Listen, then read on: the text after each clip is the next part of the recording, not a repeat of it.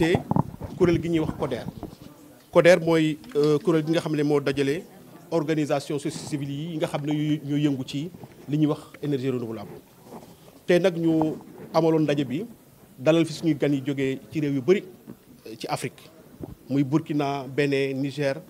bëri na ba sax ay réew yi nga xam ne ñu ngi jóge bu Afrique de l'Est. réew yooyu yëpp tamit dañu am seeni kuréel yoo xam ne ñoom ñëpp dañuy yëngu ci mbiru énergie renouvelable. léegi ñu fas yéene dajaloo fii Dakar pour fexe d'abord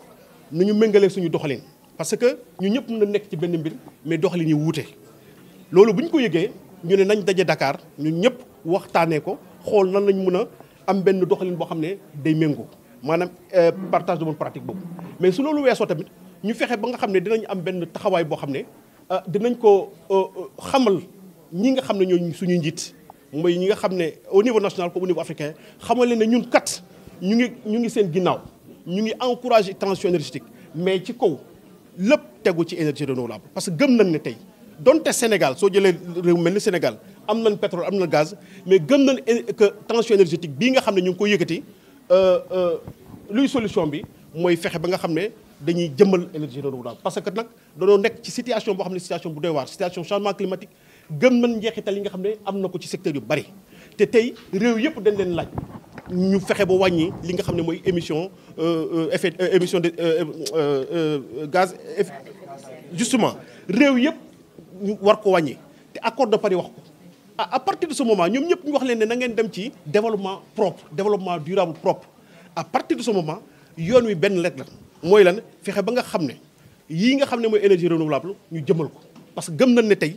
kenn mënut a wax ne nañu wàññi émissions yi kenn mënut a wax développement propre kenn mënut a wax développement durable te jiitaloo énergie renouvelable. donc loolu mooy li nga xam ne moo ñu dajale fii Dakar ma ànd seeg samay naataango yëpp ñu fas yéene vraiment am taxawaay boobu boo xam ne dañ koy jébbal d'abord autorités yi nga xam ne ñoo fi nekk mais également jébbal ko ci autorités yi nga xam ne au niveau africain. donc lii daal mooy li nga xam ne moo sabab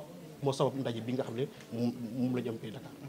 loolu nous sommes en phase te ñun sax dañ ci yokk leneen xam nga nee nga d'ici 2030 wax tudd 40% mais ñun jàpp na lépp ngi sukkandiku ci volonté politique. gis nga suñu njiit yi suñu amee parlu gi am njaxlaf bi am bëgg-bëgg bi non seulement dinañ am 40% mais mën nañu am lu ëpp 40%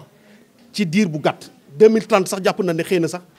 sori na ndax dama koy jël rek tuuti ci jéego yi nga xam ne Sénégal jot na ko def ci domaine boobu. avant ñuy wax pétrole gaz Sénégal yéen mi gis ngeen jéego yi nga xam ne def na ko ci li jëm ci mix énergétique taxawal ay centrale solaire taxawal ay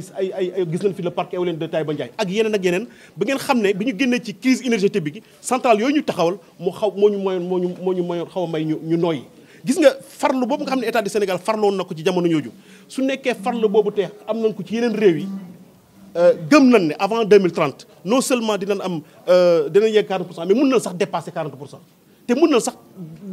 duñ yegg sax 2030 loolu mu ngi jëm rek ci volonté politique moo tax tey ndaje bi am solo ndax suñu fi génnee ñun dañuy baral suñuy kaddu wala leen ne ñu ngi seen ginnaaw mais transition énergétique bii ngeen xam ne yéen a ngi koy wax adduna bi di ko coow ñun Afrique jàpp na ne lenn